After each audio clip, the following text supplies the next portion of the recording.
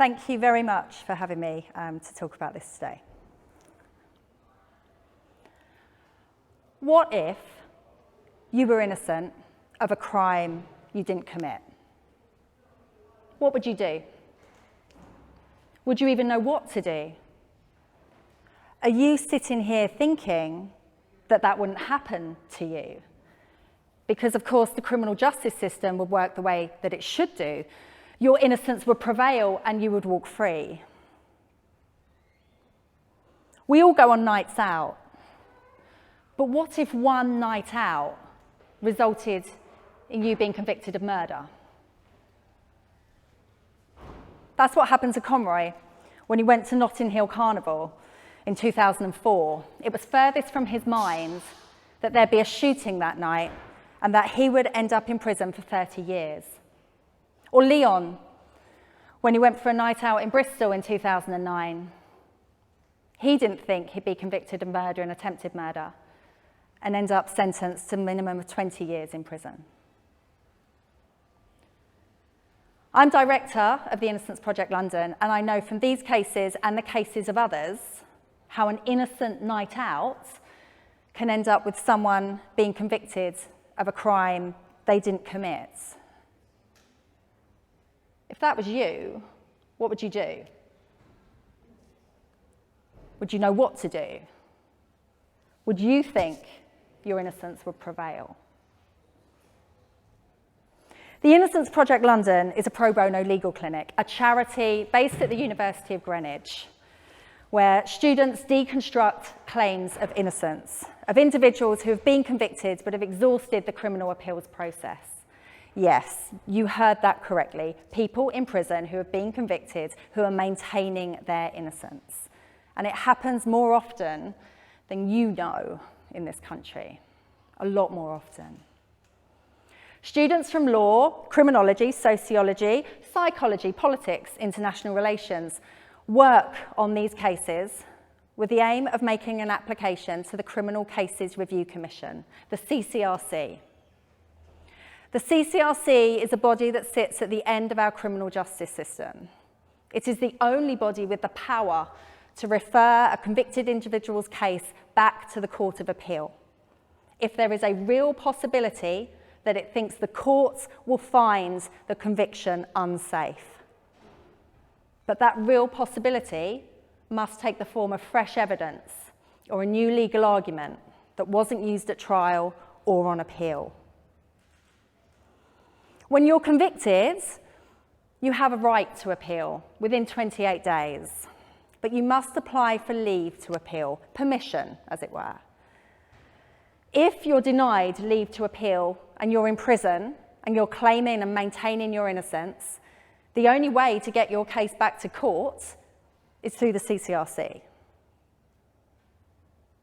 If you're fortunate enough to have an appeal, but it's dismissed and you're maintaining your innocence, the only way to get your case back to court is through the CCRC. But legal aid dries up. There's barely enough for an appeal.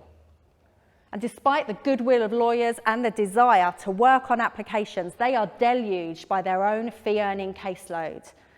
They don't have the time to go through the huge amount of documentation associated with a decided case. But that's where the work of Innocence Organisation comes in. That's what we do. Now, I bet some of you didn't know we exist. Our clients normally don't know we exist until someone makes them aware of us. I didn't know Innocence Projects existed till I started working on one and ultimately running one. The concept started in 1992 in New York at Benjamin N. Cardozo Law School, where Barry Scheck and Peter Nuffield had this great idea. If DNA technology can prove people guilty of a crime, then surely it can be used to determine someone who is wrongfully convicted and prove their innocence. The ripple effect spread across the globe, came to the UK in 2004, and that's when the Innocence Network UK was set up. That's how the Innocence Project London came into being. The Innocence Network UK operated out of Bristol University. We applied to become a member project successfully. We were given a template for investigating innocence, and all we had to do was find willing students that wanted to work on the case. We were given our first case, and myself and the students were faced with boxes and boxes of paperwork. Paperwork like you'd never seen. You open the box, the ring binder had fallen apart completely, pages were missing, things were in the wrong order, there was 2 or 3 copies of some documents, and we're talking witness statements, CCTV evidence, cell site data, jury bundles. We had to piece it all together. This was my first insight into the chaotic but precious paperwork trail that future clients would present with. You see, to an innocent person in prison, paperwork is their currency. But unfortunately, it passes through numerous law firms because they ask for help. And unintentionally, things get misplaced. Things get lost. Things get tucked up with other bits of paperwork. And sometimes, when they finally reach us, the only thing they have is maybe a few letters, and the judge is summing up from trial. It is a very long, slow process to try and find where that paperwork has gone. Sometimes we're successful, sometimes we're not. The Innocence Network UK stopped running in 2014, and the Innocence Project London decided to become part of the Innocence Network based in New York. And overnight, we had a home. Doing this work is very lonely, but it wasn't quite as lonely as it once was. We had this network of support. We found a place where we belonged amongst 69 other global innocence organisations in the world. Being based at a university, our work is twofold. We provide clinical legal education to the students. Deconstructing a claim of innocence presents a significant learning opportunity, not only about how the law has operated in practice, but how to communicate with each other, how to present, how to learn from each other, how to use feedback and implement it. And they develop a critical perspective of the criminal justice system because those students, they're the future of that system. In fulfilling this first aspect of our work, we satisfy the second, and that is to the clients, the human beings that are in prison, that are maintaining their innocence and want nothing more than an application made to the Criminal Cases Review Commission. But make no mistake, this work is hard. It is difficult, it is exhausting. There are a lot of closed doors. Back in 2017, there were 24 innocence organisations running in universities across England and Wales. Now, there's only 11. In 2010, when we started, there were nearly 35. We're one of that 11 now. It is hard work, and it is difficult to prove someone's innocence in our criminal justice system. And it is a struggle for the students, not least to be told that they won't be getting anyone out of prison in a couple of months. Our criminal justice system does not work that way. It's not built to work that way. Despite there being 11 innocence organisations in England and Wales, people still don't know we exist or why we're needed.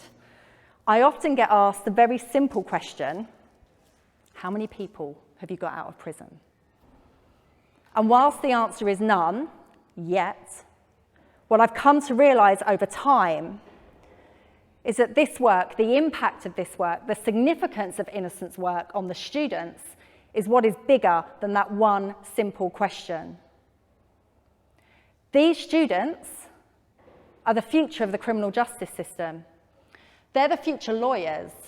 They're the future police officers, the future prison officers, the future probation officers.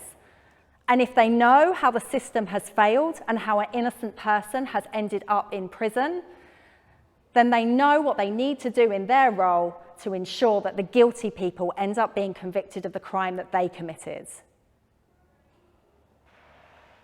Borrowing the words of Ricky Jackson, an Ohio exoneree, innocent people will not be the criminals they have been labelled to be, but they need help to get their voices heard. And that's what the Innocence Project London does. It helps those voices. And Conroy and Leon are two of those voices. Conroy went to Notting Hill Carnival with two friends in August 2004. It was furthest from his mind that night that a shooting would occur in a North London park and that someone would die. He heard the gunshots. He saw people running from that park, but he was not in the park. The prosecution case was it was committed by a gang, and Conroy's name was not attributed to that gang until 15 months after the shooting took place. And by that time, there'd already been a trial and several people had been convicted under the principle of joint enterprise.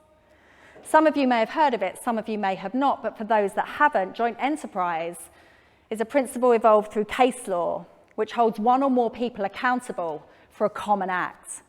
You can be a principal, the person that carries out the act. You can be an accomplice, the person that helps the principal carry out the act. But in Conroy's case, the prosecution argued that everybody was equally responsible.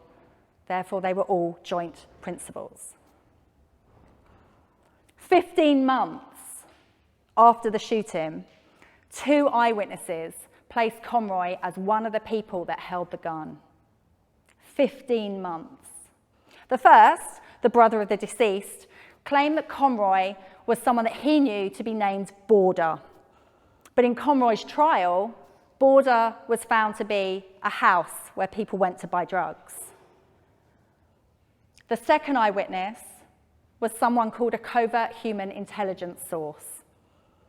She sold drugs, cannabis, to Conroy 2 years before the shooting. She knew him well, but 15 months later, decided to give his name to her police handler, despite the fact that in the 4 months after the shooting, she met that same police handler 14 times and never once mentioned his name. There was no forensics tying Conroy to that shooting, only those 2 eyewitnesses 15 months later. Conroy has always denied being any part of that crime, and he always will.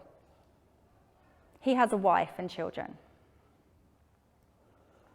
Leon went for a night out with Bristol with some friends in 2009, April 2009. He didn't know that 2 people would be stabbed that night and that one of them would die. The incident happened, the CCTV was exceptionally poor. Eyewitness identification was very general. In fact, most eyewitnesses just described people as young black men. He wasn't picked out of an identification parade. There was no forensics tying him to the scene. In fact, no one said Leon was there. But he was still convicted under joint enterprise, on the premise that the prosecution argued the stabbing was carried out by a samurai sword or a Cuban knife, big knives that Leon possibly could not have not seen on that night out and have known what it was going to be used for. He was sentenced to a minimum tariff of 20 years in prison. He was in a chicken shop at the time that the incident took place, but the police didn't collect the footage until it had been erased. He has always denied being part of that crime. He always will. No matter where a wrongful conviction takes place in the world, the one thing it does is it robs people of their opportunities. My friend, Dean Gillespie, who I met through this work, spent 20 years in a prison in Ohio for a crime he didn't commit. 20 years. In the absence of any DNA evidence, it was faulty eyewitness identification that kept him in prison. But time and time again, he stood up and refused to be held accountable for that crime because he was innocent. He was robbed of lots of opportunities, just like Conroy and Leon. Imagine losing 20 or 30 years of your life. Imagine losing the opportunity to have a family, losing the opportunity to have a career, losing the opportunity to have a life. I can't imagine that. But Conroy and Leon don't have to, because they're living it right now. Innocence organisations exist in England and Wales to help convicted individuals who are maintaining their innocence and have exhausted the criminal appeals process. We are part of the criminal justice system, and without the Innocence Project London, applications to the CCRC for Leon and Conroy would not be as imminent as they are right now. What happened to them could so easily happen to any one of us. If that were you, what would you do? Would you even know what to do? Would you think your innocence would prevail? Thank you.